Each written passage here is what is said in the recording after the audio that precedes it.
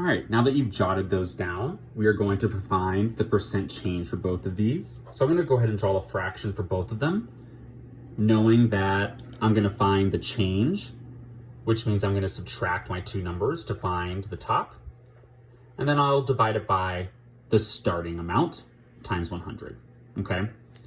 So to find the change down here, I'm gonna take how much was my monthly payment at 60 months minus the monthly payment at 36 months. You're just gonna subtract those two numbers. So I'll go over here and take 394 minus 641. And we can see that when we switched from 36 months to 60 months, the monthly payment went down by $247. I'm gonna put a negative there because as I see from here to here, that number went down. From 641 to 394, we went down 247. So I'm gonna keep that little negative there. Because in your calculator, if you guys did switch the order of the numbers, 641 minus 394, you're still gonna get the same number, just positive.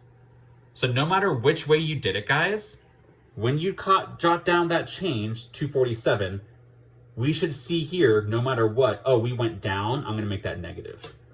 So I'll do the same thing here. From 724 to 479, I know that's going down, so I'm gonna put a negative there. And now I'll subtract those two numbers to see what the change was. 479 minus 724. So that for me was $245. Okay, so we had a big drop. Remember guys, to find percent change, we divide it by, well, what was the starting monthly payment before we switched? What was the start before we switched? So I'm gonna take that number that I put on the left hand of the arrow and bring it down here. Then 724, and bring it down here. Now I'm gonna go divide times 100. I'll go divide times 100. And then we'll be able to turn these into percent change sentences. So negative 247 divided by 641, enter. And then I'm going to take just the first negative 0.385. I'm just gonna take three numbers after the decimal point times 100.